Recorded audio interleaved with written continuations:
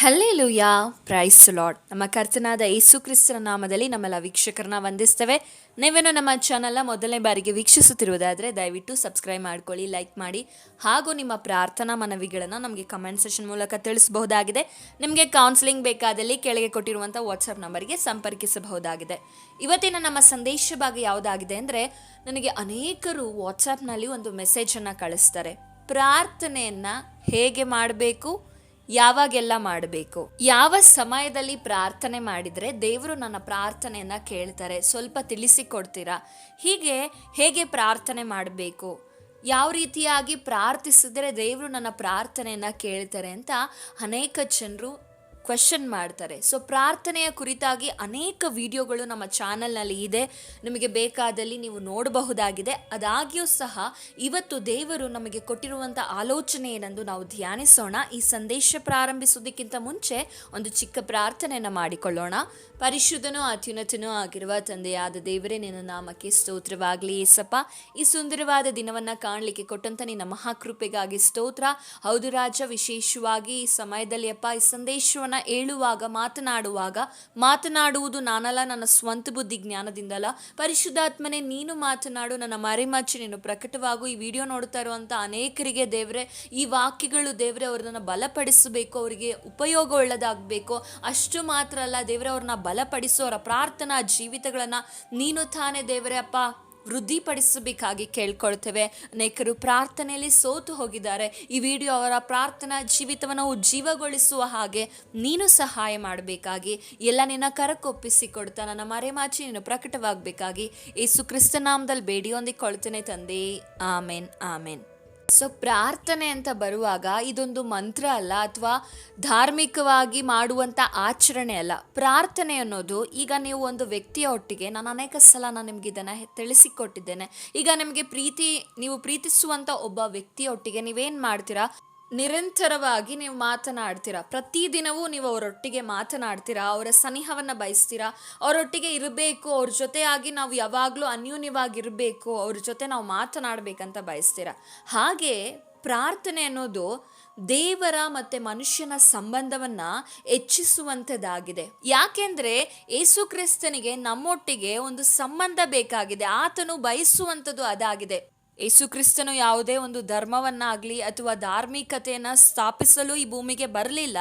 ಯೇಸು ಸ್ವಾಮಿ ಮನುಷ್ಯನೊಟ್ಟಿಗೆ ಸಂಬಂಧವನ್ನು ಕಲ್ಪಿಸಲು ಬಂದಿದ್ದು, ನಮ್ಮ ಮತ್ತು ದೇವರ ಮಧ್ಯೆ ಒಂದು ಸಂಬಂಧವನ್ನು ಕಲ್ಪಿಸಲು ಆತನು ಈ ಭೂಮಿಗೆ ಬಂದು ನಮ್ಮ ಮತ್ತೆ ದೇವರ ಮಧ್ಯೆ ಮಧ್ಯಸ್ಥಿಕೆಯನ್ನು ವಹಿಸಿಕೊಂಡನು. ಹಾಗೆ ಆತನಿಗೆ ನಮ್ಮೊಟ್ಟಿಗೆ ಸಂಬಂಧ ಬೇಕು. ಈಗ ಒಂದು ಸಂಬಂಧದಲ್ಲಿ, ಒಂದು ರಿಲೇಷನ್ಶಿಪ್ಪಲ್ಲಿ ನೀವು ಇರುವಾಗ ಅಲ್ಲಿ ಬಹುಮುಖ್ಯವಾಗಿ ಏನು ಇಂಪಾರ್ಟೆಂಟ್ ಆಗ್ತದೆ ಅಂದರೆ, ಮೊದಲನೇದಾಗಿ ಪ್ರೀತಿ ಇರಬೇಕು, ಅಲ್ಲಿ ಅನ್ಯೂನ್ಯತೆ ಇರಬೇಕು, ಅಲ್ಲಿ ಸಮಾಧಾನ ಇರಬೇಕು, ಅಲ್ಲಿ ನಂಬಿಕೆ ಇರಬೇಕು, ಅಲ್ಲಿ ನಿರೀಕ್ಷೆ ಇರಬೇಕು, ಅಲ್ಲಿ ನೀತಿ ಇರಬೇಕು. ಹಾಗೆ ಕ್ರಿಸ್ತನ ಮತ್ತು ನಮ್ಮ ಮನುಷ್ಯನ ಮತ್ತು ದೇವರ ಸಂಬಂಧ ಗಟ್ಟಿಗೊಳಿಸಬೇಕಂದ್ರೆ ಈ ಪ್ರಾರ್ಥನೆ ಒಂದು ಮುಖ್ಯವಾದಂತಹ ಅಂಶವಾಗಿದೆ. ಪ್ರೀತಿಯ ಸಹೋದರ ಸಹೋದರಿಯರೇ, ಕೆಲವ್ರು ಕೇಳ್ತಾರೆ, ಏನು ಯಾವಾಗಲೂ ಪ್ರಾರ್ಥನೆ ಮಾಡಿ ಅಂತ ಹೇಳ್ತೀರಾ, ಯಾವಾಗಲೂ ಯಾಕೆ ಪ್ರಾರ್ಥನೆ ಮಾಡಬೇಕು? ನಮಗೆ ಎಲ್ಲ ವಿಷಯದಲ್ಲೂ ನಮ್ಮ ಕರ್ತನಾದ ಯೇಸು ಕ್ರಿಸ್ತನು ನಮಗೆ ಮಾದರಿ ಆಗಿದ್ದಾನೆ. ತಾನು ದೇವರಾಗಿದ್ದುಕೊಂಡು ಆ ಮಹಿಮೆಯ ಸಿಂಹಾಸನವನ್ನು ಬಿಟ್ಟು ನಮಗಾಗಿ ಮನುಷ್ಯನಾಗಿ ಈ ಭೂಲೋಕಕ್ಕೆ ಬಂದು, ಹೇಗೆ ಮನುಷ್ಯನಿಗೆ ಎಲ್ಲ ವಿಧದಲ್ಲಿ ನಾವು ಹೇಗೆ ಇವತ್ತು ಈ ಲೋಕದಲ್ಲಿ ಜೀವಿಸ್ತಾ ಇದ್ದೀವೋ ಅದೇ ರೀತಿಯಾಗಿ ಆತನು ಕೂಡ ಜೀವಿಸಿದನು. ಸೊ ಆತನು ಪ್ರಾರ್ಥನೆಯಲ್ಲಾಗಲಿ ದೇವರೊಟ್ಟಿಗೆ ಹೇಗೆ ಸಂಬಂಧವನ್ನು ಇಟ್ಟುಕೊಳ್ಬೇಕೋ, ಆತನು ಎಲ್ಲ ಸಮಯದಲ್ಲೂ ತನ್ನ ತಂದೆಯೊಟ್ಟಿಗೆ ಆ ಅನ್ಯೂನ್ಯತೆಯನ್ನು ಎಲ್ಲೂ ಕೂಡ ಮಿಸ್ ಮಾಡ್ಕೊಳ್ತಾ ಇರಲಿಲ್ಲ. ಇವತ್ತು ನಾವೇನು ಮಾಡ್ತೇವೆ ಅಂದರೆ, ನಾವು ಪ್ರಾರ್ಥನೆ ಮಾಡಿ ಏನಾದರೂ ಒಂದು ವಿಷಯಗಳನ್ನ ಹೊಂದಿಕೊಂಡ್ರೆ ನಮ್ಗೆ ಅಲ್ಲಿಗೆ ನಾವು ನಮ್ಮ ಪ್ರಾರ್ಥನೆಗಳನ್ನು ಸ್ಟಾಪ್ ಮಾಡಿ ಬಿಡ್ತೇವೆ. ಆದರೆ ಯೇಸು ಸ್ವಾಮಿಯನ್ನು ನೋಡಿ, ಆತನು ಎಲ್ಲ ಸಮಯದಲ್ಲೂ ಪ್ರಾರ್ಥನೆಯನ್ನು ಮಾಡ್ತಾ ಇದ್ದನು. ಎಲ್ಲ ಸಮಯದಲ್ಲಂದ್ರೂ ಯಾವಾಗೆಲ್ಲ ಆತನು ಪ್ರಾರ್ಥನೆ ಮಾಡ್ತಾ ಇದ್ದನು ಅಂತ ನಾನು ನಿಮ್ಮ ಬಳಿ ತಿಳಿಸಿಕೊಡ್ತೇನೆ. ಮೊದಲನೇದಾಗಿ ನಿಮ್ಮ ಪ್ರಶ್ನೆಗಳೇನಾಗಿದೆ ಅಂದರೆ, ಯಾವಾಗೆಲ್ಲ ಪ್ರಾರ್ಥನೆ ಮಾಡಬೇಕು? ನೀವು ಎಲ್ಲ ಸಮಯದಲ್ಲೂ ಕೂಡ ಪ್ರಾರ್ಥನೆಯನ್ನು ಮಾಡ್ಬೋದು. ಪ್ರಾರ್ಥನೆ ಅನ್ನೋದು ಒಂದು ಮಂತ್ರ ಆಗಲಿ ಅಥವಾ ಯಾವುದೋ ಒಂದು ಧಾರ್ಮಿಕತೆಯಾಗಿ ಸೂಚಿಸುವಂಥದ್ದಲ್ಲ. ಪ್ರಾರ್ಥನೆ ಅನ್ನೋದು ಮನುಷ್ಯನ ಮತ್ತು ದೇವರ ಸಂಬಂಧವನ್ನು ಗಟ್ಟಿಗೊಳಿಸುವಂಥದ್ದಾಗಿದೆ. ಹಾಗಾಗಿ ಪ್ರಾರ್ಥನೆಯನ್ನು ನೀವು ಒಂದು ಫಾರ್ಮಾಲಿಟೀಸ್ನ ಇಟ್ಕೊಂಡು ಮಾಡಬೇಕಂತ ಏನೂ ಇಲ್ಲ. ಅನೇಕರು ಕೇಳ್ತಾರೆ, ಹೇಗೆ ಪ್ರಾರ್ಥನೆನ ಮಾಡುವುದು? ನಿಮ್ಮ ತಂದೆಯ ಬಳಿ ನೀವು ಹೇಗೆ ಮಾತನಾಡ್ತೀರಾ? ನಿಮ್ಮ ತಂದೆಯ ಬಳಿ ನೀವು ಮಾತನಾಡುವಾಗ ನೀವು ಗ್ರಾಮರ್ನ ಉಪಯೋಗಿಸಿಕೊಂಡು ಸ್ಪಷ್ಟವಾಗಿ ನೀವು ಮಾತನಾಡ್ತೀರಾ? ಇಲ್ಲ, ನಿಮ್ಮ ತಂದೆಯ ಎಂಬ ಒಂದು ಹಕ್ಕಿನಿಂದ ನೀವು ಮಾತನಾಡ್ತೀರಾ? ಒಂದು ಅಧಿಕಾರದಿಂದ ಮಾತಾಡ್ತೀರಾ? ನಮ್ಮ ತಂದೆ ಇವರು, ನಾನು ಅವರ ಮಗಳು, ಅವ್ರು ನನ್ನ ತಂದೆ, ಅವ್ರು ನನಗೆ ಜನ್ಮ ಕೊಟ್ಟ ತಂದೆ ಅನ್ನೋ ಒಂದು ಪ್ರೀತಿಯಿಂದ ನೀವು ಮಾತಾಡ್ತೀರಾ. ಅಲ್ಲಿ ಒಂದು ನಿಮಗೆ ಒಂದು ಸಂಬಂಧವನ್ನು ಕಲ್ಪಿಸ್ತದೆ, ಸಂಬಂಧವನ್ನು ಸೂಚಿಸ್ತದೆ. ಅದೇ ರೀತಿಯಾಗಿ ನಾವು ಸಹ ದೇವರೊಟ್ಟಿಗೆ ತಂದೆ ಅನ್ನೋ ಒಂದು ಸಂಬಂಧದಿಂದ ಮಾತನಾಡಬೇಕು. ತಂದೆ ಅನ್ನೋ ಸಂಬಂಧದಿಂದ ನಾವು ಪ್ರಾರ್ಥಿಸಬೇಕು. ನಿಮ್ಮ ತಂದೆಯ, ನೀವು ಈ ಲೋಕದಲ್ಲಿ ದೇವರು ಕೊಟ್ಟಿರುವ ಈ ಬಯಾಲಜಿಕಲ್ ತಂದೆಯ ಬಳಿ ನೀವು ಹೇಗೆ ಮಾತನಾಡ್ತೀರೋ ಹಾಗೆ ನಿಮ್ಮ ಕಷ್ಟ, ದುಃಖ, ನೋವು, ಸಂಕಟ, ಪ್ರಯಾಸ, ನೀವು ಎಲ್ಲಿ ಏನೇನಾಗ್ತಿದೆ ನಿಮ್ಮ ಜೀವಿತದಲ್ಲಿ ಅದರ ಕುರಿತಾಗಿ ಯೇಸು ಸ್ವಾಮಿ ಬಳಿ ಹೇಳಿಕೊಳ್ಳಬಹುದು. ವಿಪರ್ಯಾಸ ಏನಂದರೆ, ಎಷ್ಟೋ ಜನ 20-30 ವರ್ಷಗಳಿಂದ ಯೇಸು ಸ್ವಾಮಿನ ನಂಬಿರ್ತಾರೆ, ಆದಾಗ್ಯೂ ಸಹ ಅವರಿಗೆ ಪ್ರಾರ್ಥನೆ ಮಾಡಲಿಕ್ಕೆ ಬರೋದಿಲ್ಲ.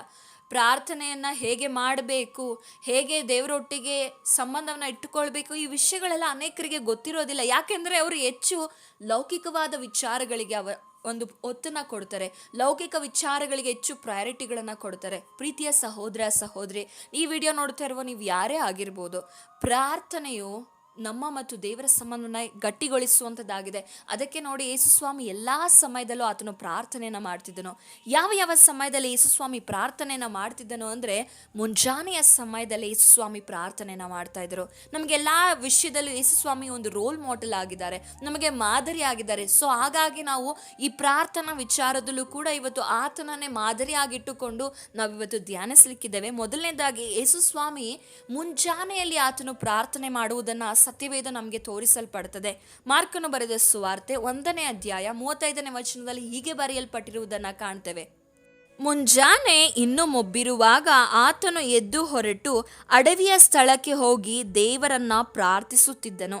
ಇಲ್ಲಿ ವಾಕ್ಯದಲ್ಲಿ ನಮಗೆ ಸ್ಪಷ್ಟವಾಗಿ ತಿಳಿಯಪಡಿಸ್ತಾ ಇದೆ, ಯೇಸು ಸ್ವಾಮಿ ಮುಂಜಾವನೆ ಎದ್ದು ಇನ್ನೂ ಮೊಬ್ಬಿರುವಾಗ. ನಾವಿವತ್ತು ಏನು ಮಾಡ್ತೇವೆ ಅಂದರೆ, ನಮ್ಮ ಪ್ರಕಾರ ಮುಂಜಾನೆ ಅಂದರೆ ಸೂರ್ಯ ಬಂದು 7 ಗಂಟೆ ಬಂದು ಆಲ್ರೆಡಿ 2 ಗಂಟೆ 3 ಗಂಟೆ ಆದಮೇಲೆ ನಮಗದು ಮುಂಜಾವನೆ ಆಗುತ್ತೆ, ಎಷ್ಟೋ ಜನರಿಗೆ, ಎಷ್ಟೋ ಯವನಸ್ಥರಿಗೆ.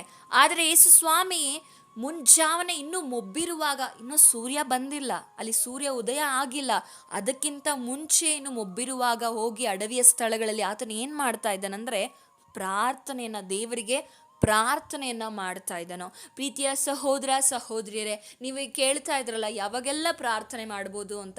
ಮುಂಜಾನೆ ಎದ್ದು ನಾವು ಪ್ರಾರ್ಥನೆಯನ್ನು ಮಾಡಬೇಕು. ಅನೇಕ ವಿಶ್ವಾಸಿಗಳ ಜೀವಿತದಲ್ಲಿ ನಿಜವಾಗಿಯೂ ಮುಂಜಾನೆ ಪ್ರಾರ್ಥನೆಯನ್ನು ಮಾಡಲಿಕ್ಕೆ ಅವ್ರ ಕೈಲಿ ಆಗ್ತಾ ಇಲ್ಲ. ಎಷ್ಟೋ ಜನ ಪ್ರಯತ್ನ ಮಾಡ್ತಾ ಇದ್ದಾರೆ, ಅದಾಗಿಯೂ ಸಹ ಆಗ್ತಾ ಇಲ್ಲ.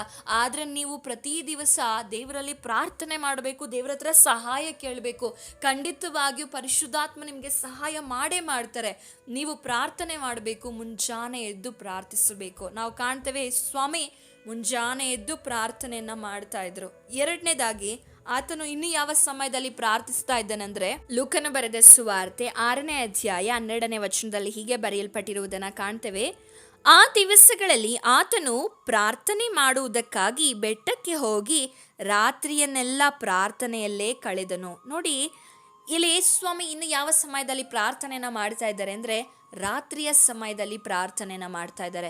ನಾವಿವತ್ತು ಎಷ್ಟೋ ಜನರಲ್ಲಿ ರಾತ್ರಿಯ ಪ್ರಾರ್ಥನೆಗಳಿಲ್ಲ. ರಾತ್ರಿ ಪ್ರಾರ್ಥನೆ ಮಾಡಬೇಕು, ಸಭೆಗಳಲ್ಲಿ ರಾತ್ರಿಯ ಪ್ರಾರ್ಥನೆಗಳನ್ನು ಮಾಡಬೇಕು. ಅಟ್ಲೀಸ್ಟ್ ತಿಂಗಳಲ್ಲಿ ಒಮ್ಮೆ ಆದರೂ ಸಭೆಗಳಲ್ಲಿ ನಡೀಲಿಲ್ವಾ? ನೀವು ಒಂದು ಆನ್ಲೈನ್ ಮೀಟಿಂಗ್ಗಳ ಮೂಲಕ ನೀವೇ ಸಹೋದರರೆಲ್ಲ ಒಟ್ಟಾಗಿ, ನಿಮಗೆ ಸಭೆಯಲ್ಲಿ ಒಟ್ಟಾಗಿ ಮಾಡ್ಲಿಕ್ಕಾಗಿಲ್ಲ ಅಂದರೆ ಆನ್ಲೈನ್ಗಳ ಮೂಲಕ ನೀವು ಮಾಡ್ಬೋದು.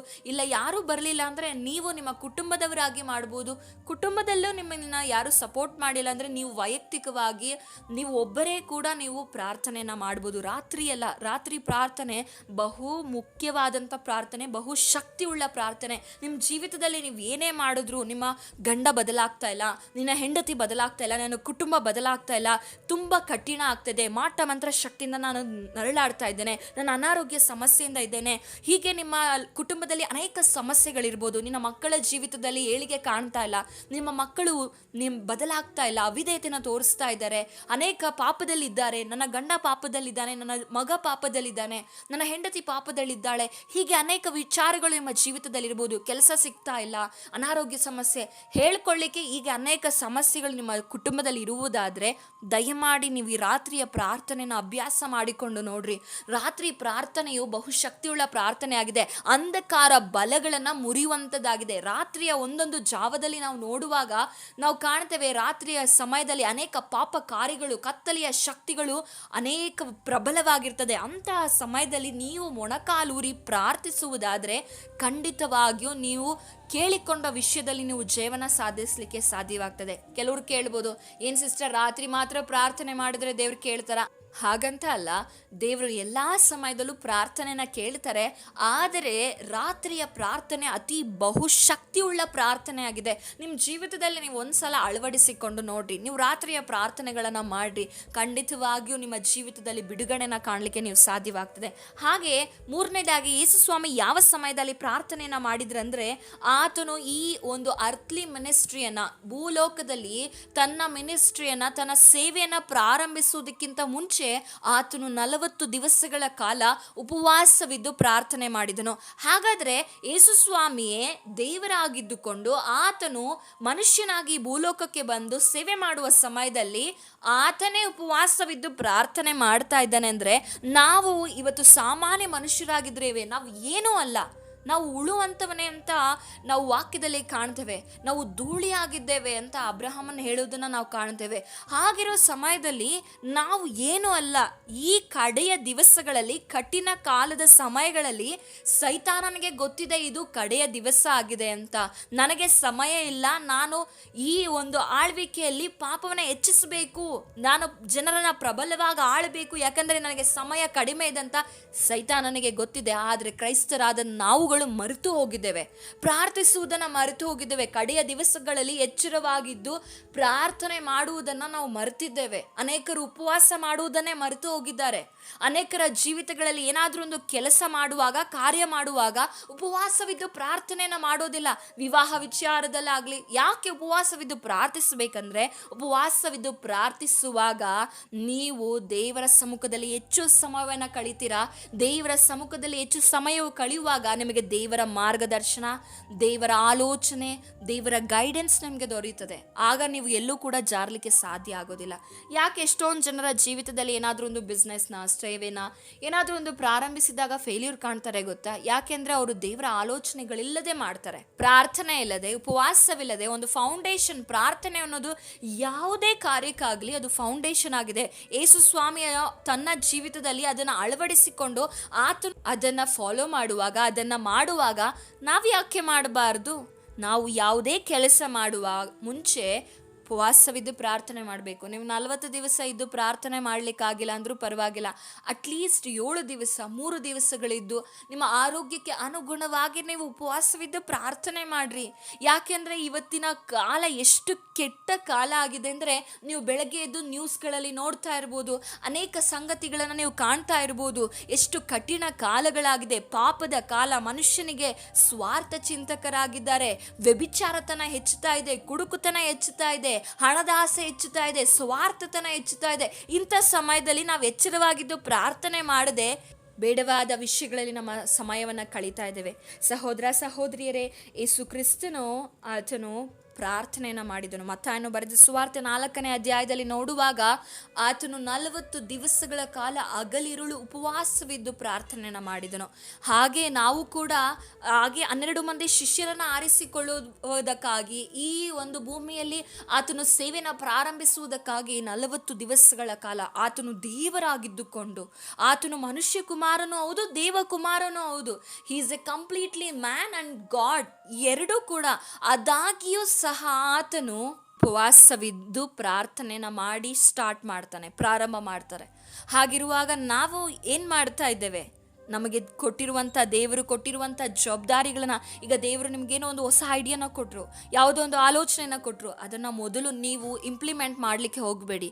ಮೊದಲು ಅದು ದೇವರಿಂದ ಬಂದ ಆಲೋಚನೆನ, ಅಥವಾ ಸೈತಾನನಿಂದ ಬಂದ ಆಲೋಚನೆನ, ಅಥವಾ ನನ್ನ ಆಸೆನ, ನನ್ನ ಇಮ್ಯಾಜಿನೇಷನ್ನ, ಅಥವಾ ನನ್ನ ಆಸೆನ, ನನ್ನ ಇಚ್ಛೆನ ನನ್ನ ಸ್ವಬುದ್ಧಿನ ಅಂತ ಮೊದಲು ಪರೀಕ್ಷೆ ಮಾಡ್ಕೊಳ್ಳಿ.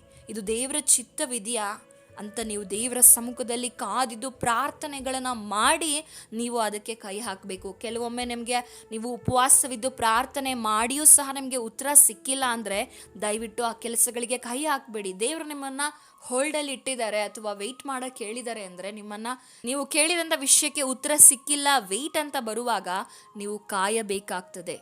ಹಾಗಾಗಿ ನಾವು ದೇವರ ಸಮ್ಮುಖದಲ್ಲಿ ಕಾದಿದ್ದು ನಂತರ ದೇವರು ಉತ್ತರ ಕೊಡುವಾಗ ನಾವು ಕೈ ಹಾಕುವಾಗ, ಅಥವಾ ದೇವರು ನಮಗೆ ಆಲೋಚನೆ ಕೊಡುವಾಗ, ದೇವರು ನಮಗೆ ಮಾರ್ಗ ತೋರಿಸುವಾಗ, ದೇವರು ಈಗ ನಮಗೊಂದು ಆಲೋಚನೆಯನ್ನು ಕೊಟ್ಟಿದ್ದಾರೆ ಅಂದರೆ ಖಂಡಿತವಾಗಿಯೂ ಆತನು ಮಾರ್ಗ ತೆರೆಯುತ್ತಾನೆ. ಅಲ್ಲಿವರೆಗೂ ನಾವು ಕಾಯಬೇಕು. ಹಾಗಾಗಿ ನಾವು ದೇವರ ಸಮ್ಮುಖದಲ್ಲಿ ಕಾದಿದ್ದು ಪ್ರಾರ್ಥನೆಯನ್ನು ಮಾಡಬೇಕು. 4ನೇದಾಗಿ, ಆತನು 5,000 ಮಂದಿ ಜನರಿಗೆ ಊಟವನ್ನು ಬಡಿಸಿದಾಗ ನಂತರ ಆತನು ಪ್ರಾರ್ಥನೆಯನ್ನು ಮಾಡ್ತಾನೆ. ಮತ್ತಾಯನು ಬರೆದ ಸುವಾರ್ತೆ 14ನೇ ಅಧ್ಯಾಯ 22ನೇ ವಚನದ ಕೊನೆಯ ಭಾಗದಲ್ಲಿ ನಾವು ಓದ್ತೇವೆ, ಈ ಜನರ ಗುಂಪುಗಳನ್ನು ಕಳಿಸು ಬಿಡುವಷ್ಟರೊಳಗೆ ನೀವು ದೋಣಿಯನ್ನು ಹತ್ತಿ ಮುಂದಾಗಿ ಆಚೆ ದಡಕ್ಕೆ ಹೋಗಿರಿ ಎಂದು ಬಲವಂತ ಮಾಡಿದನು. ಆತನು ಜನರ ಗುಂಪುಗಳನ್ನು ಕಳುಹಿಸಿ ಬಿಟ್ಟ ಮೇಲೆ ಪ್ರಾರ್ಥನೆ ಮಾಡುವುದಕ್ಕೆ ಏಕಾಂತವಾಗಿ ಬೆಟ್ಟವನ್ನು ಹತ್ತಿದನು. ಇಲ್ಲಿ ಯೇಸುಸ್ವಾಮಿ 5,000 ಜನರಿಗೆ ಊಟವನ್ನು ಬಡಿಸಿದ್ದಾರೆ. ಊಟವನ್ನು ಬಡಿಸಿದ ನಂತರ ಆತನು ಪ್ರಾರ್ಥನೆಯನ್ನು ಮಾಡಲಿಕ್ಕೆ ಹೋಗ್ತಾ ಇದ್ದಾರೆ. ಇವತ್ತು ನಮ್ಮ ಜೀವಿತದಲ್ಲಿ ದೇವರು ಏನಾದರೂ ನಮಗೆ ಉಪಕಾರಗಳನ್ನು ಮಾಡಿರುವಾಗ, ಅದ್ಭುತ ಕಾರ್ಯಗಳನ್ನು ಮಾಡಿರುವಾಗ, ನಾವು ನೆನೆಸಿದ ಕಾರ್ಯಗಳನ್ನು ದೇವರು ನಮ್ಮ ಜೀವಿತದಲ್ಲಿ ಮಾಡಿದ ನಂತರವೂ ಕೂಡ ನಾವು ಪ್ರಾರ್ಥನೆಯನ್ನು ಮಾಡಬೇಕು. ಯೇಸುಸ್ವಾಮಿ 5,000 ಜನರಿಗೆ ಪೋಷಿಸಿದ ನಂತರ, ಅವರಿಗೆ ಊಟ ಬಡಿಸಿದ ನಂತರ ಅಲ್ಲಿ ಹೋಗಿ ಪ್ರಾರ್ಥನೆಯನ್ನು ಮಾಡ್ತಾ ಇದ್ದಾರೆ. ನಾವು ಸಹ ನಮ್ಮ ಜೀವಿತದಲ್ಲಿ ದೇವರು ಯಾವ ಯಾವ ಕಾರ್ಯಗಳನ್ನು ಮಾಡಿದಾರೋ ಅವುಗಳನ್ನೆಲ್ಲ ನೆನೆಸಿ ನಾವು ಆತನಿಗೆ ಉಪಕಾರವನ್ನು ಮಾಡಬೇಕು. ಅನೇಕರು ಪ್ರಾರ್ಥಿಸಿದ ನಂತರ ಏನಾದರೂ ಅವರಿಗೆ ಉತ್ತರ ಸಿಕ್ಕಿದ ನಂತರ ಅವರು ಪ್ರಾರ್ಥನೆಗಳನ್ನೇ ಮಾಡೋದನ್ನ ನಿಲ್ಲಿಸ್ಬಿಡ್ತಾರೆ.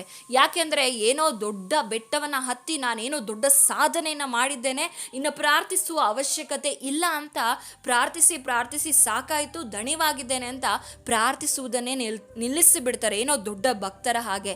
ಪ್ರೀತಿಯ ಸಹೋದರ ಸಹೋದರಿಯರೇ, ಯೇಸು ಸ್ವಾಮಿ ಇಲ್ಲಿ ಬೆಟ್ಟವನ್ನು ಹತ್ತಿ ಏಕಾಂತವಾಗಿ ಪ್ರಾರ್ಥನೆಯನ್ನು ಮಾಡ್ತಾ ಇದ್ದಾನೆ. ಎಲ್ಲ ಸಮಯದಲ್ಲಿ ನೋಡಿ, ವಾಕ್ಯ ಎಲ್ಲ ನಮ್ಗೆ ಹೇಳ್ತಾ ಇದೆ, ಆತನು ಏಕಾಂತವಾಗಿ ತಂದೆಯೊಟ್ಟಿಗೆ ಪ್ರಾರ್ಥಿಸ್ತಾ ಇದ್ದನು. ಇವತ್ತು ನಾವು ಯಾಕೆ ಪ್ರಾರ್ಥನೆ ಮಾಡ್ತಾ ಇಲ್ಲ? ನಾವು ಯಾಕೆ ಈ ಥರ ಆಗಿದ್ದೇವೆ? ಒಮ್ಮೆ ಯೋಚನೆ ಮಾಡಿ, ನಾವು ಯಾವ ವಿಷಯಗಳಿಗೆ ಹೆಚ್ಚು ಒತ್ತನ್ನು ಕೊಡ್ತಾ ಇದ್ದೇವೆ?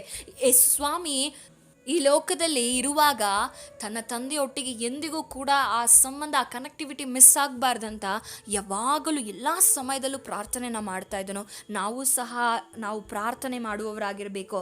ಹಾಗೆ 5ನೇದಾಗಿ, ಲೂಕನು ಬರೆದ ಸುವಾರ್ತೆ 5ನೇ ಅಧ್ಯಾಯ 16ನೇ ವಚನಗಳನ್ನು ನಾವು ಓದುವುದಾದರೆ, ಆದರೂ ಆತನ ಸುದ್ದಿಯು ಮತ್ತಷ್ಟು ಹಬ್ಬಿತು ಮತ್ತು ಜನರು ಆತನ ಉಪದೇಶವನ್ನು ಕೇಳುವುದಕ್ಕೂ ತಮ್ಮ ತಮ್ಮ ಜಾಡ್ಯಗಳನ್ನು ವಾಸಿ ಮಾಡಿಸಿಕೊಳ್ಳುವುದಕ್ಕೂ ಗುಂಪು ಗುಂಪಾಗಿ ನೆರೆದರು. ಆತನಾದರೂ ಅರಣ್ಯ ಪ್ರದೇಶಗಳಿಗೆ ಹೋಗಿ ದೇವರ ಪ್ರಾರ್ಥನೆಯನ್ನು ಮಾಡುತ್ತಿದ್ದನು. ಇಲ್ಲಿ ನೋಡಿ, ನಮಗೆ ಅರ್ಥ ಆಗಬೇಕು, ಯೇಸು ಸ್ವಾಮಿಯ ಸುದ್ದಿಯನ್ನು ಕೇಳುವಾಗ ಜನರು ಏನು ಮಾಡ್ತಾ ಇದ್ರು ಅಂದರೆ, ಗುಂಪು ಗುಂಪಾಗಿ ಓಡಿ ಬರ್ತಾ ಇದ್ರು ಆತನ ಉಪದೇಶ ಕೇಳಕ್ಕೆ. ಅವರ ಜೀವಿತದಲ್ಲಿರುವಂಥ ರೋಗಗಳನ್ನು, ಜಾಡ್ಯಗಳನ್ನು, ಅದರಿಂದ ಅವರು ಬಿಡುಗಡೆ ಹೊಂದಲಿಕ್ಕೆ ಗುಂಪು ಗುಂಪಾಗಿ ಜನರು ಆತನನ್ನು ಹುಡುಕಿಕೊಂಡು ಬರ್ತಾ ಇದ್ರು.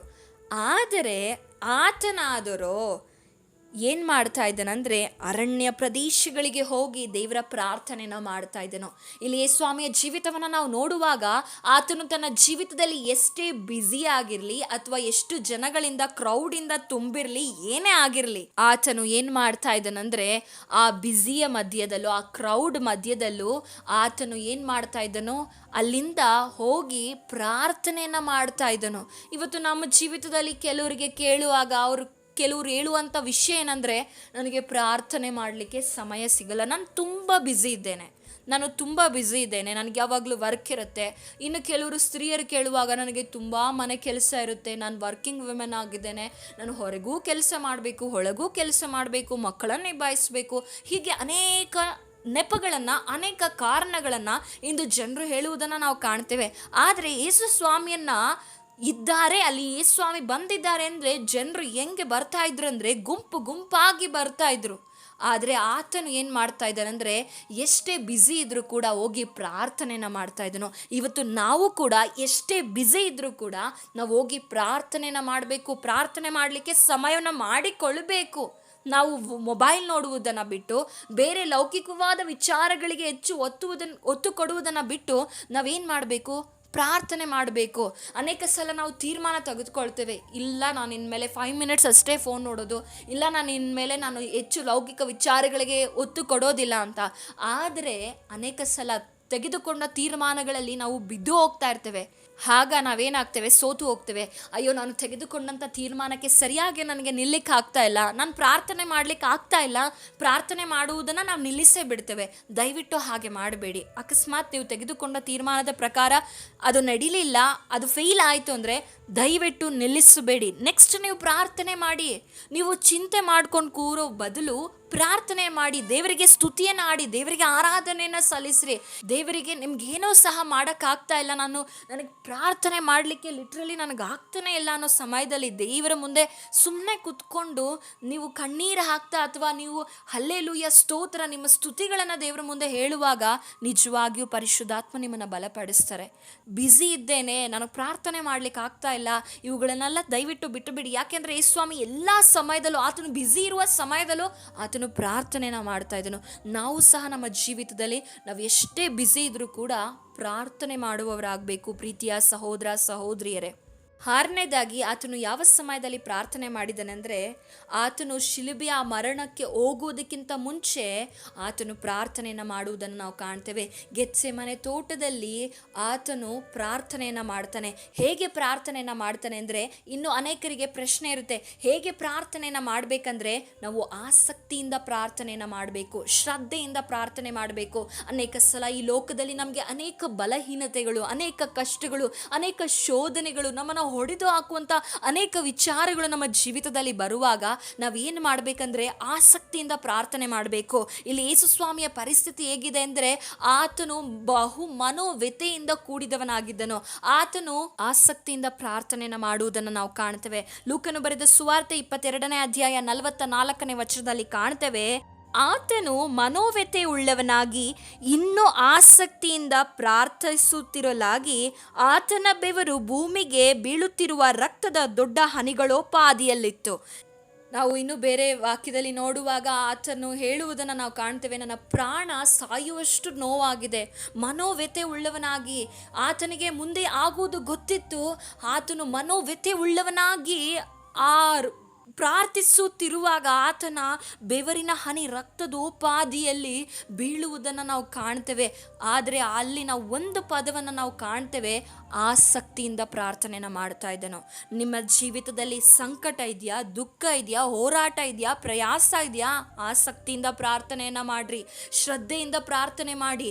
ನನಗೆ ಪ್ರಾರ್ಥನೆ ಮಾಡಲಿಕ್ಕೆ ಆಗ್ತಾನೆ ಇಲ್ಲ ಅನ್ನೋ ಸಮಯದಲ್ಲೇ ಪ್ರಾರ್ಥಿಸುವಾಗ ನೀವು ಜಯವನ್ನು ಕಾಣಲಿಕ್ಕೆ ಸಾಧ್ಯ ಆಗೋದು. ಸೈತಾನನ ಅನೇಕ ಬಲಹೀನತೆಗಳನ್ನು ನಿಮ್ಮ ಜೀವಿತದಲ್ಲಿ ತಂದಾಕ್ತಾನೆ. ನಿಮ್ಮ ಕುಟುಂಬದಲ್ಲಿ ನಿಮ್ಮ ಗಂಡನು ನಿಮ್ಮನ್ನು ನೋವುಪಡಿಸ್ತಾ ಇರ್ಬೋದು, ನೀವು ಹೆಚ್ಚಾಗಿ ಪ್ರೀತಿಸುವಂಥ ನಿಮ್ಮ ಗಂಡಂದಿರೇ ನಿಮ್ಮನ್ನು ಅನೇಕ ಸಲ ಕುಗ್ಗಿಸ್ತಾ ಇರ್ಬೋದು, ನೀವು ಸಹ ಮನೋವ್ಯಥೆ ಉಳ್ಳವರಾಗಿರಬಹುದು, ನೀವು ಸಹ ನಿಮ್ಮ ಮನಸ್ಸು ಮುರಿದು ಹೋಗಿ ನನಗೆ ಯಾಕೆ ಜೀವಿತ ಬೇಕು ಅಂತ ನೀವು ಭಯಂಕರವಾಗಿ ನನಗೆ ಸಾವು ಬಂದರೆ ಸಾಕು ಅನ್ನೋ ಒಂದು ದುಃಖದಲ್ಲಿ, ನೋವಿನಲ್ಲಿರ್ಬೋದು. ಆದರೆ ಪ್ರೀತಿಯ ಸಹೋದರ ಸಹೋದರಿಯರೇ, ನೀವು ಪ್ರಾರ್ಥನೆ ಮಾಡಿ, ಆಸಕ್ತಿಯಿಂದ ಪ್ರಾರ್ಥಿಸ್ರಿ, ಶ್ರದ್ಧೆಯಿಂದ ಪ್ರಾರ್ಥಿಸ್ರಿ. ಆಗ ದೇವರು ಖಂಡಿತವಾಗಿಯೂ ಆ ಆಸಕ್ತಿಯ ಪ್ರಾರ್ಥನೆಯೇ ಆ ಶಿಲುಬೆಯ ಮರಣವನ್ನು ಆತನಿಗೆ ಸಹಿಸಲಿಕ್ಕೆ ಸಾಧ್ಯವಾಗಿದ್ದು, ಆ ಆಸಕ್ತಿಯ ಪ್ರಾರ್ಥನೆಯಿಂದಲೇ ಆತನು ಆ ಶಿಲುಬೆಯ ಮರಣವನ್ನು, ಆ ಘನಘೋರವಾದ ಆ ಮರಣವನ್ನು ಸಹಿಸಲಿಕ್ಕೆ ಸಾಧ್ಯವಾಗಿದ್ದು. ಪ್ರೀತಿಯ ಸಹೋದರ ಸಹೋದರಿಯರೇ, ನಮ್ಮ ಜೀವಿತದಲ್ಲಿ ಯಾವಾಗಲೂ ನಾವು ಅನೇಕ ಸಲ ನೆನೆಸಿಕೊಳ್ತೇವೆ, ಇದನ್ನು ಸಹಿಸಿಕೊಳ್ಳಕ್ಕಾಗ್ತಾ ಇಲ್ಲ, ಇದರಿಂದ ನನಗೆ ಹೊರಗೆ ಬರೋಕ್ಕಾಗ್ತಾ ಇಲ್ಲ. ನಮ್ಮ ಕಷ್ಟಗಳನ್ನು, ಶೋಧನೆಗಳನ್ನು ಸಹಿಸಬೇಕಂದ್ರೆ ನಮಗೆ ಆಸಕ್ತಿಯುಳ್ಳ ಪ್ರಾರ್ಥನೆಯು ಬಹು ಅವಶ್ಯವಾಗಿದೆ. ದಯಮಾಡಿ ಆಸಕ್ತಿಯಿಂದ ಪ್ರಾರ್ಥನೆಯನ್ನು ಮಾಡಿರಿ. ಅನೇಕ ಸಲ ನೀವು ಸೋತು ಹೋಗ್ಬೋದು, ಬಿದ್ದು ಹೋಗ್ಬೋದು, ಆದರೆ ನಿಮ್ಮನ್ನು ಬಲಪಡಿಸಲು ಪರಿಶುದ್ಧಾತ್ಮನು ಯಾವಾಗಲೂ ನಿಮ್ಮ ಸಂಗಡ ಇದ್ದಾನೆ. ಯಾಕೆಂದರೆ ರೋಮಾಪುರದವರೆಗೆ ಬರೆದ ಪತ್ರಿಕೆ 8ನೇ ಅಧ್ಯಾಯ 26ನೇ ವಚನದಲ್ಲಿ ಕಾಣ್ತೇವೆ, ಹಾಗೆ ಪವಿತ್ರಾತ್ಮನು ಸಹ ನಮ್ಮ ಅಶಕ್ತಿಯನ್ನು ನೋಡಿ ಸಹಾಯ ಮಾಡುತ್ತಾನೆ. ಹೇಗೆಂದರೆ ನಾವು ತಕ್ಕ ಪ್ರಕಾರ ಏನು ಬೇಡಿಕೊಳ್ಳಬೇಕೋ ನಮಗೆ ಗೊತ್ತಿಲ್ಲದರಿಂದ ಪವಿತ್ರಾತ್ಮನು ತಾನೇ ಮಾತಿಲ್ಲದಂತಹ ನರಳಾಟದಿಂದ ನಮಗೋಸ್ಕರ ಬೇಡಿಕೊಳ್ಳುತ್ತಾನೆ. ನೀವು ಸೋತಂಥ ಸಮಯದಲ್ಲಿ, ಬಿದ್ದು ಹೋದ ಸಮಯದಲ್ಲಿ ನಿಮ್ಮನ್ನು ಯಾರು ಬಲಪಡಿಸುವ ಆತನಾಗಿದ್ದಾನೆ ಅಂದರೆ ಪರಿಶುದ್ಧಾತ್ಮನು. ಇವತ್ತು ಪರಿಶುದ್ಧ ಆತ್ಮನು ನಿಮ್ಮ ಜೀವಿತದಲ್ಲಿ ಇಲ್ಲವಾದರೆ ನೀವು ಸೋತು ಹೋಗ್ತೀರಾ. ನೀವು ಮತ್ತೆ ಎಷ್ಟೇ ವಾಕ್ಯ ಕೇಳಿದ್ರೂ ನಿಮ್ಮಲ್ಲಿ ಆ ವಾಕ್ಯ ಕಾರ್ಯ ಮಾಡಲಿಕ್ಕೆ ಯಾಕೆ ಆಗ್ತಾ ಇಲ್ಲ ಅಂದರೆ ಪರಿಶುದ್ಧಾತ್ಮನಿಗೆ ನೀವು ಸ್ಥಳವನ್ನು ಕೊಡ್ತಾ ಇಲ್ಲ. ಪರಿಶುದ್ಧ ಆತ್ಮನಿಗೆ ನಿಮ್ಮ ಹೃದಯವನ್ನು ನೀವು ಒಪ್ಪಿಸಿ ಕೊಡ್ತಾ ಇಲ್ಲ. ನೋಡಿ, ಎಷ್ಟೇ ವಾಕ್ಯ ಕೇಳಿದ್ರು ಅನೇಕರು ನೋಡಿ 1000 ವಾಕ್ಯಗಳನ್ನು ಕೇಳ್ತಾರೆ, ಎಷ್ಟೋ ಪ್ರಾರ್ಥನೆಗಳನ್ನು ಮಾಡ್ತಾರೆ, ಬದಲಾವಣೆ ಯಾಕಿಲ್ಲ ಗೊತ್ತಾ? ಅವರಲ್ಲಿ ಪರಿಶುದ್ಧಾತ್ಮನ ಕಾರ್ಯ ಇಲ್ಲ. ಪರಿಶುದ್ಧ ಆತ್ಮನೇ ಒಬ್ಬ ಜೀವಿತವನ್ನು ಬದಲಾಯಿಸುವಂಥವನು. ನಾವು ಕೇಳಿದಂಥ ವಾಕ್ಯವನ್ನು, ಅದಕ್ಕೆ ಸ್ವಾಮಿ ಹೇಳ್ತಾರೆ, ನಾನು ಹೇಳಿದಂಥ ವಾಕ್ಯಗಳನ್ನು ನಿಮ್ಮ ನೆನಪಿಗೆ ತರುವಾತನು ಪರಿಶುದ್ಧಾತ್ಮನಾಗಿದ್ದಾನೆ. ದೇವರ ಚಿತ್ತವೇನು ಅಂತ ನಮಗೆ ತಿಳಿಸುವವನು ಪರಿಶುದ್ಧಾತ್ಮನಾಗಿದ್ದಾನೆ. ಯಾಕೆಂದರೆ ತಾನು ಸ್ವಂತ ಆಲೋಚನೆಯಿಂದ ಹೇಳದೆ ಅಲ್ಲಿರುವಂಥ ದೇವರ ಆತ್ಮನ ಆಲೋಚನೆ ಏನಂದು ನಮಗೆ ತಿಳಿಯಪಡಿಸ್ತಾನೆ. ಹಾಗಾಗಿ ಇವತ್ತು ಯಾರ್ಯಾರಲ್ಲಿ ನಿಮಗೆ ಪರಿಶುದ್ಧಾತ್ಮನಿಲ್ಲ, ಯಾರ್ಯಾರು ನೀವು ಪರಿಶುದ್ಧಾತ್ಮನ ವರವನ್ನು ಹೊಂದಿಕೊಂಡಿಲ್ಲ, ನೀವು ಪರಿಶುದ್ಧಾತ್ಮನ ವರವನ್ನು ಹೊಂದಿಕೊಳ್ಳಬೇಕು. ಅದು ನಿಮಗೆ ಬಹುಮುಖ್ಯವಾಗಿದೆ. ನೀವು ಕಡೆಯ ದಿವಸಗಳಲ್ಲಿ ಸೋತು ಹೋಗದಂತೆ ಪ್ರಾರ್ಥನೆ ಮಾಡಬೇಕಂದ್ರೆ ಪವಿತ್ರಾತ್ಮ ಪ್ರೇರಿತರಾಗಿ ನೀವು ಪ್ರಾರ್ಥಿಸಬೇಕು. ಹೇಗೆ ಪ್ರಾರ್ಥಿಸಬೇಕು? ಪರಿಶುದ್ಧಾತ್ಮನ ಪ್ರೇರಿತರಾಗಿ. ಅನೇಕ ಸಲ ನಿಮಗೆ ಏನೋ ಒಂಥರ ನಿಮಗೆ ನೋವಾಗ್ತಾ ಇರುತ್ತೆ, ನಿಮ್ಮ ಭಕ್ತಿ ಉಜ್ಜೀವನ ಆಗ್ತಾ ಇರಲ್ಲ, ನಿಮ್ಮ ಭಕ್ತಿಯಲ್ಲಿ ನೀವು ವೃದ್ಧಿ ಕಾಣಲಿಕ್ಕೆ ಆಗ್ತಾ ಇರಲ್ಲ. ಆಗ ನೀವು ಪರಿಶುದ್ಧಾತ್ಮನ ಸಹಾಯದಿಂದ ಅನ್ಯ ಭಾಷೆಯಿಂದ ಪ್ರಾರ್ಥನೆಗಳನ್ನು ಮಾಡ್ರಿ. ಅನ್ಯ ಭಾಷೆಯು ನಿಮ್ಮ ಭಕ್ತಿಯನ್ನು ವೃದ್ಧಿಯನ್ನು ಉಂಟು ಮಾಡ್ತದೆ. ಅನ್ಯ ಭಾಷೆಗಳಿಂದ ನೀವು ಪ್ರಾರ್ಥಿಸುವಾಗ ಖಂಡಿತವಾಗಿಯೂ ನೀವು ಬಲವನ್ನು ಹೊಂದಲಿಕ್ಕೆ ಸಾಧ್ಯವಾಗ್ತದೆ. ಇಂದು ಅನೇಕ ಜನರು ಇದನ್ನು ಅಸಡ್ಡೆಯಾಗಿ ಕಾಣ್ತಾರೆ. ಇವತ್ತು ಅನೇಕ ಜನರು ಇದನ್ನು ಆಲಸ್ಯವಾಗಿ ಕಾಣ್ತಾರೆ. ಪ್ರೀತಿಯ ಸಹೋದರ ಸಹೋದರಿಯರೇ, ದಯಮಾಡಿ ನೀವು ಆಲಸ್ಯವಾಗಿ ಕಾಣದೆ ಪರಿಶುದ್ಧಾತ್ಮನ ಬಲವನ್ನು ಹೊಂದಿಕೊಂಡು ದೇವರಲ್ಲಿ ಹೆಚ್ಚೆಚ್ಚಾಗಿ ಆಸಕ್ತಿಯಿಂದ ಪ್ರಾರ್ಥನೆಗಳನ್ನು ಮಾಡಿ. ಕಷ್ಟ ಸಮಯದಲ್ಲಿ, ದುಃಖ ಸಮಯದಲ್ಲಿ ನೀವು ಪ್ರಾರ್ಥನೆಗಳನ್ನು ಮಾಡಬೇಕು. ಹೇಗೆ ಪ್ರಾರ್ಥನೆ ಮಾಡಬೇಕು? ಆಸಕ್ತಿಯಿಂದ, ಪವಿತ್ರಾತ್ಮನ ಪ್ರೇರಿತರಾಗಿ. ನಾವು ಹೇಗೆ ಪ್ರಾರ್ಥಿಸಬೇಕು ಅಂತ ಗೊತ್ತಾಗದೇ ಇರುವಾಗ ಆತನ ಸನ್ನಿಧಾನದಲ್ಲಿ, ಆತನ ಪ್ರಸನ್ನತೆಯಲ್ಲಿ ನಾವು ಕೂರುವುದಾದರೆ ಪರಿಶುದ್ಧ ಆತ್ಮನೇ ಏನು ಪ್ರಾರ್ಥನೆ ಮಾಡಬೇಕೆಂದು ಆತನು ತಾನೇ ನರಳಾಟದಿಂದ ಬೇಡಿಕೊಳ್ಳುತ್ತಾನೆ. ಹಾಗಾಗಿ ಎಲ್ಲ ಸಮಯದಲ್ಲೂ ನೀವು ಪ್ರಾರ್ಥನೆ ಮಾಡಬೇಕು. ಕೊನೆಯದಾಗಿ 1 ತೆಸಲೋನಿಕ 5ನೇ ಅಧ್ಯಾಯ 17ನೇ ವಚನದಲ್ಲಿ ಕಾಣ್ತೇವೆ, ಎಲ್ಲ ಸಮಯದಲ್ಲೂ ನೀವೇನು ಮಾಡಬೇಕು? ಬೇಸರಗೊಳ್ಳದೆ ನೀವು ಪ್ರಾರ್ಥನೆಗಳನ್ನು ಮಾಡಬೇಕು. ಎಲ್ಲ ಸಮಯದಲ್ಲಿ, ಬೆಳಗ್ಗೆ, ಮಧ್ಯಾಹ್ನ, ಮುಂಜಾನೆ, ರಾತ್ರಿ ಸಮಯದಲ್ಲಿ, ಎಲ್ಲ ಸಮಯದಲ್ಲಿ, ದೇವರು ಕೊಟ್ಟಿರುವಂಥ ಎಲ್ಲ ಸಮಯಗಳಲ್ಲೂ ನಾವು ಪ್ರಾರ್ಥನೆಗಳನ್ನು ಮಾಡಬೇಕು. ದೇವರ ಈ ವಾಕ್ಯಗಳ ಮೂಲಕ ನಿಮ್ಮನ್ನು ಆಶೀರ್ವದಿಸಲಿ. ನಾವು ಪ್ರಾರ್ಥಿಸೋಣ. ಪರಿಶುದ್ಧನಾದ ದೇವರೇ, ನಾಮಕ್ಕೆ ಸ್ತೋತ್ರವಾಗಲಿ. ದೇವರೇ, ಇವತ್ತು ಉತ್ತಮವಾದ ಒಂದು ಸಂದೇಶವನ್ನು ಕೇಳಿದ್ದಕ್ಕಾಗಿ ಸ್ತೋತ್ರ ಸಲ್ಲಿಸ್ತೇವೆ. ಅಪ್ಪ, ಈ ಸಮಯದಲ್ಲಿ ದೇವರೇ, ಈ ವಾಕ್ಯವನ್ನು ಕೇಳುತ್ತಾ ಇರುವಂಥ ಸಹೋದರ ಸಹೋದರಿಯರ ಆತ್ಮಿಕ ಜೀವಿತವನ್ನು, ಪ್ರಾರ್ಥನಾ ಜೀವಿತವನ್ನು ಇವ ಸರಿಪಡಿಸು, ಉಜ್ಜೀವನಗೊಳಿಸು. ನೀನು ತಾನೇ ಸಹಾಯ ಮಾಡಬೇಕಾಗಿ ಎಲ್ಲ ನಿಮ್ಮ ಕಾರ್ಯಗಳಿಗೆ ಒಪ್ಪಿಸಿಕೊಡದೆ ಯೇಸು ಕ್ರಿಸ್ತನ ನಾಮದಲ್ಲಿ ಬೇಡ್ಕೊಳ್ತೇನೆ ತಂದೆಯೇ, amen. Thanks for watching. God bless you.